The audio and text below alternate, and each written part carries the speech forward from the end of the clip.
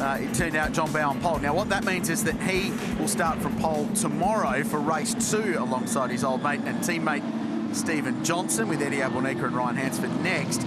This is the jumbled grid, the top half of the field reversed, sent to the back. So Bowe going from last, the front row, Cameron Mason and Terry Lawler, a newly rebuilt Ford Mustang. So there's some fascinating drivers at the pointy end of this one, Matt Nolte. It should be a really interesting 10-lap sprint here at Sandown, and it is properly wet. Yeah, and no disadvantage to anyone in the field here because there's starting points and finishing points. So you don't really lose too much out of it from a championship point of view. Yeah, it's more of an exhibition show to give some other drivers an opportunity to get to the front of the field. So they'll roll up on the grid, they'll get the safety car, then they'll roll around for the formation lap and have a rolling start for what will be 10 laps at Sandown. So Cameron Mason, he's been at the front of these races before. The 1966 Shelby Mustang, it's the fastback, the notchback coupe alongside the 64 Mustang of Terry Lawler. That's a car that's undergone a pretty extensive 6 months restoration process since a big crash at Turn 1 at the Clipsal 500 in Adelaide at the start of the year.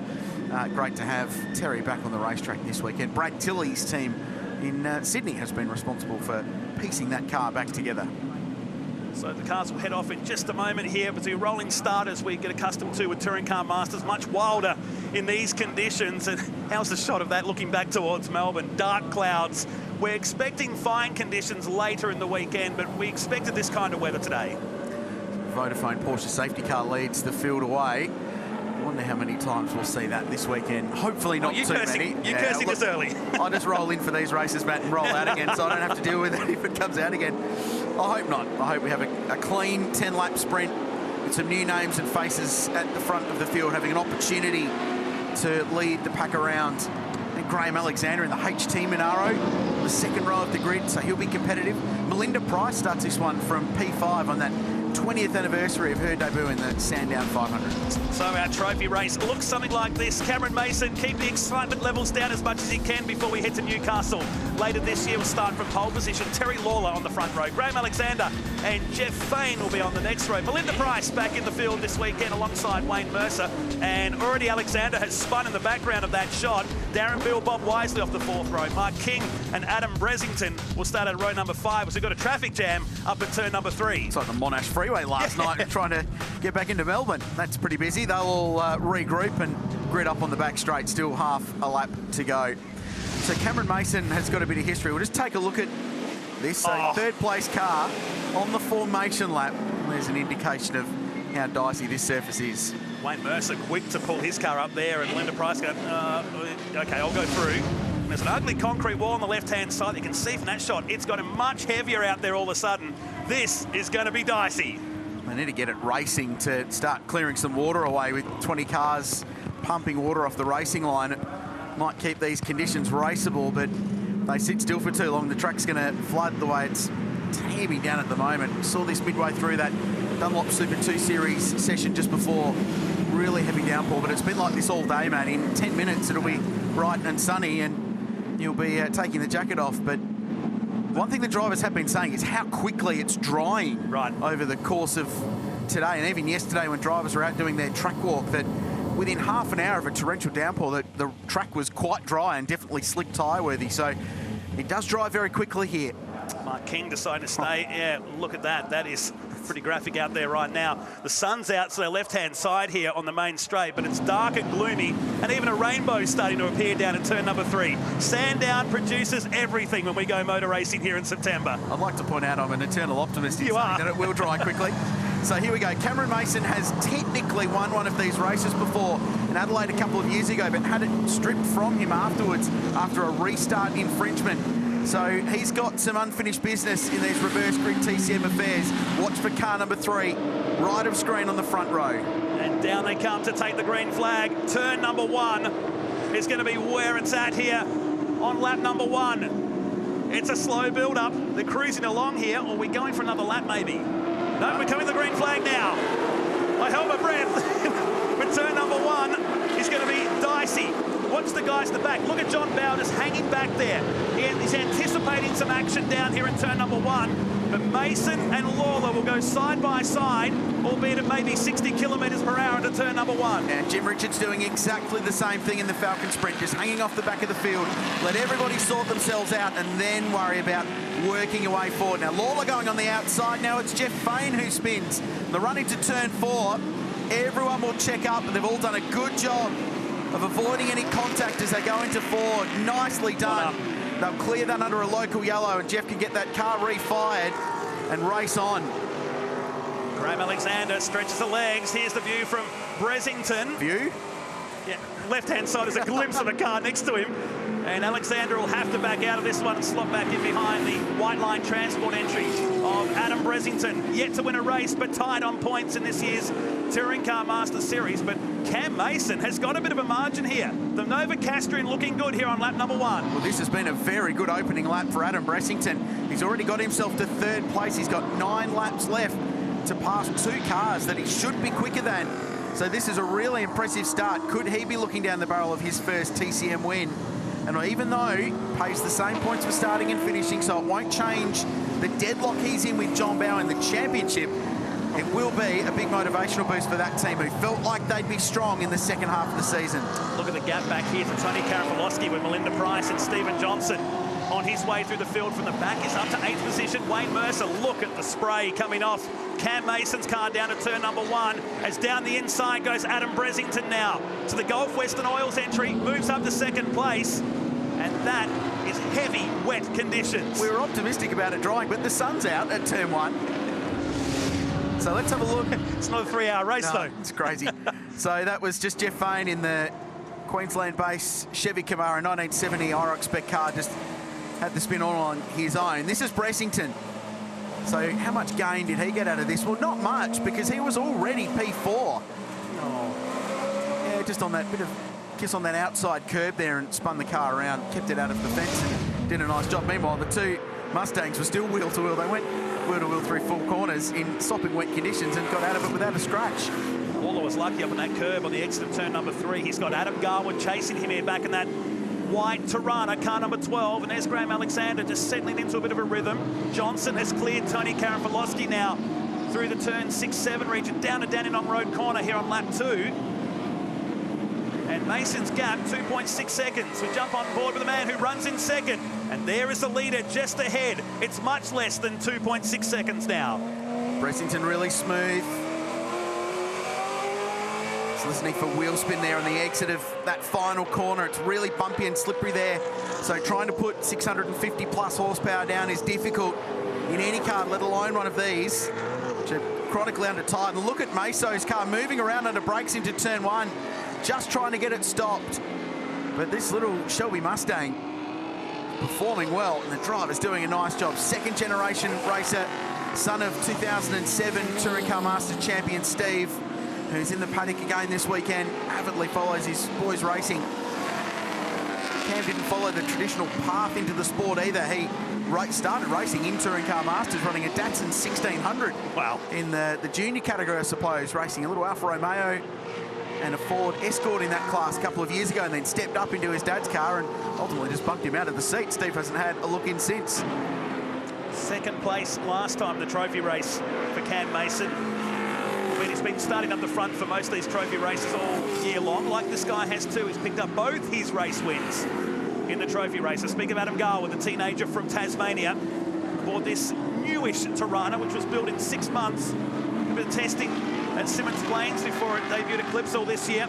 That Greg had to steer. In fact, he won a race as well this year. He did, yeah.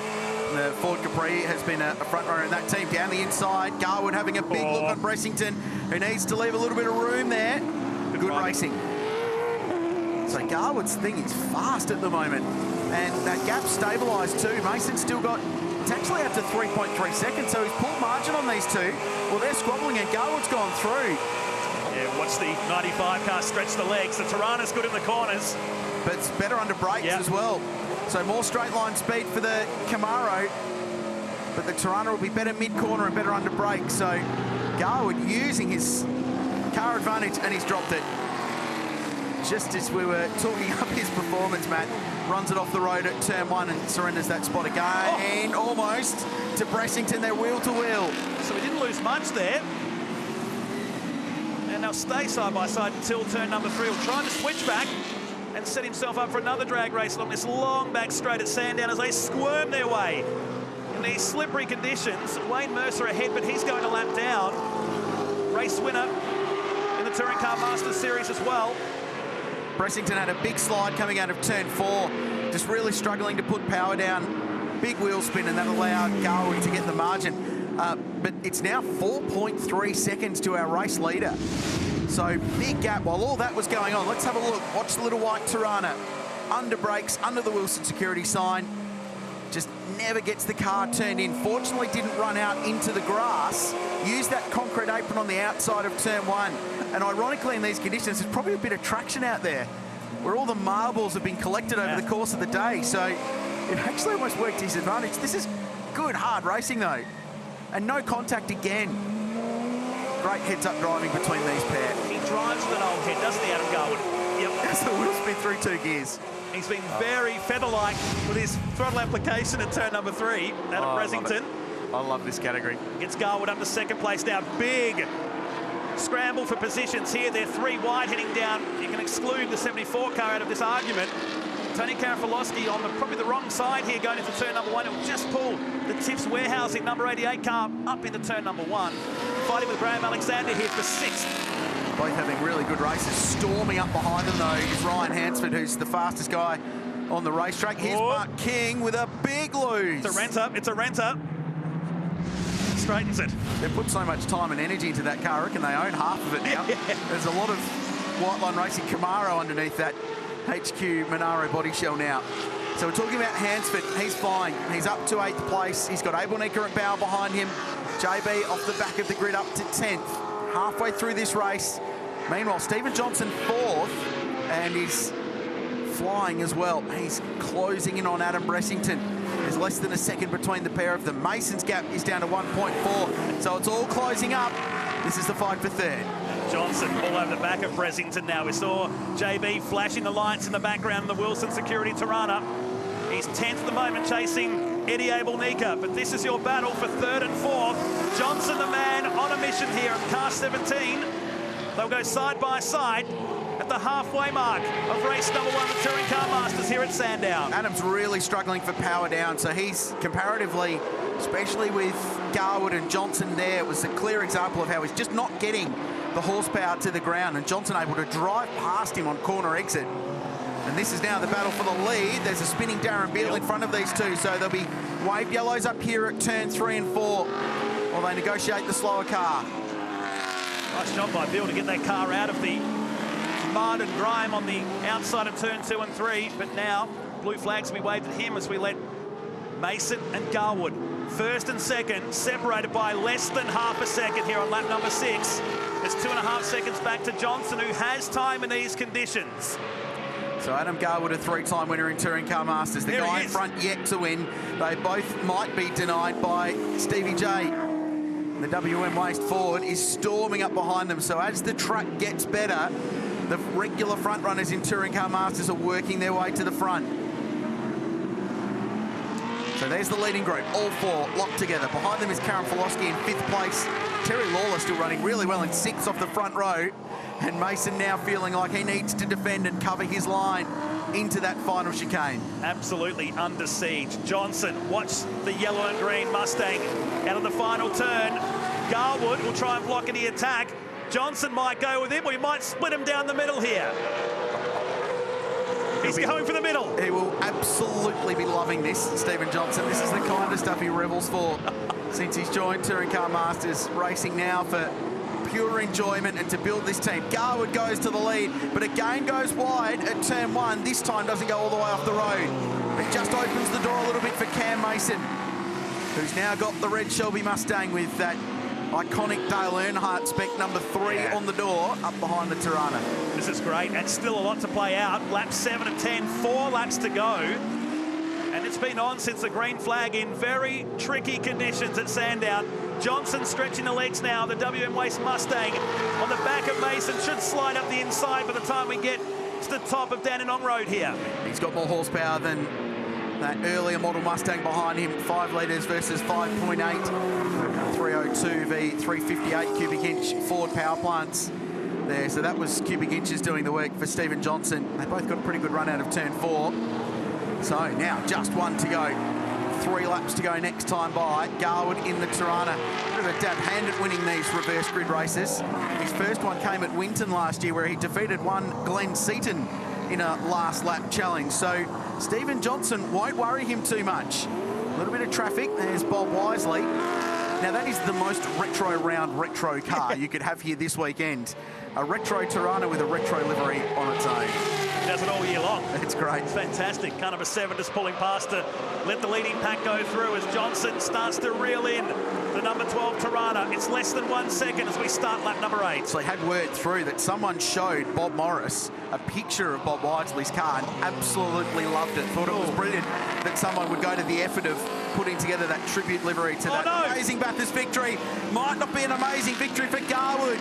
Drops it off the road at turn 2, covers the Tirana in mud, but holds on to the race lead. Oh, and he'll have dirt all over those Hoosier tyres now, and this will be easy for Johnson.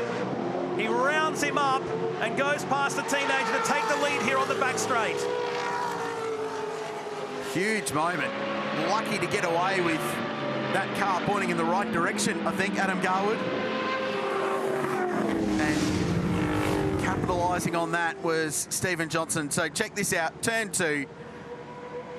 There's the big slide mid-corner. And right then he knew he was going for, I was going to say the grass. It's more the mud. Oh, right here he's going, wish I didn't have a white car right about now. Race car driver cleans it too. That's the rule. Exactly.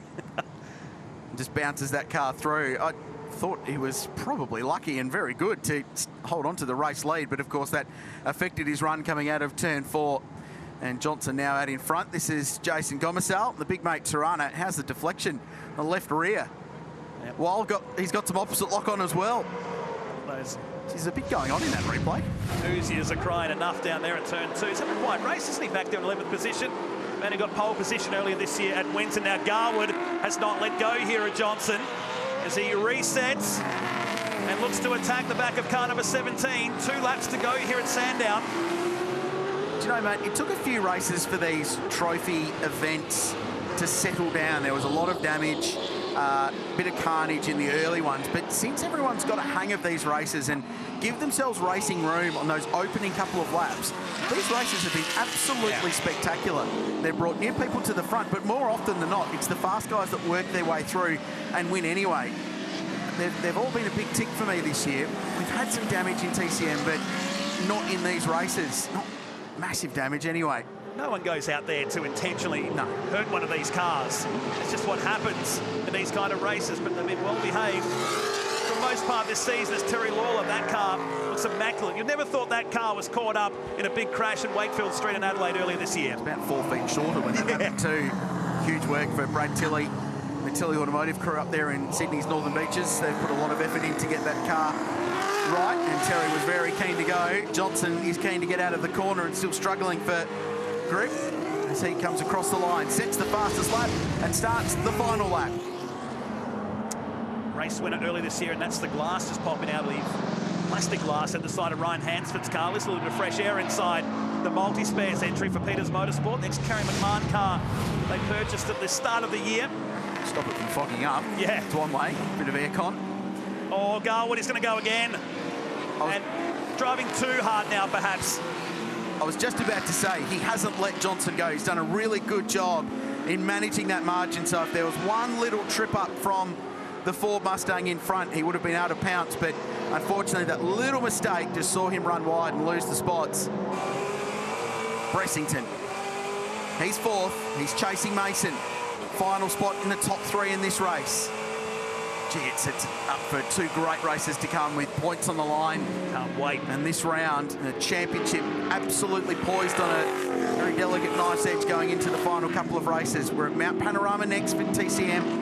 And then on the great unknown is the city streets of Newcastle, which we're all really looking forward to. It seems an age away, but it's not that far, Matt. Unknown to us, but very well known to Cam Mason. He's already done 1,000 laps. Exactly. This guy, though, Stephen Johnson, got past the young teenager in the closing stages and will chalk up his second race win of 2017. Give it to Stephen Johnson in race number 1. Great race. Really, really good show. Great driving by all involved to bring it home. No safety cars. A few little moments throughout that, but everyone has straight racing cars to go into the points-paying races tomorrow and Sunday morning. And Stephen Johnson notches up his 16th Touring Car Masters win. These two, this is a replay from Queensland Raceway, Matt. They spent most of the final race up there, wheel to wheel, and this time it's Abel Nika again in front of Hansford. Just in much wetter conditions what we saw up there, but Johnson picking up the win in the trophy race here, the Touring Car Masters. Confirmation of your results now, 2.2 seconds back to Adam Garwood. Cameron Mason in third, Bressington, Karen Filosky home for fifth, and Abel Nika, Hansford, Bow, Terry Lawler and Graham Alexander, who spun on the formation lap back in 10th, back to Gomersall, King, Richards, Fane, Wisely, Mercer, Darren Bill. Linda Price came back into the pits and that car was out on the final lap.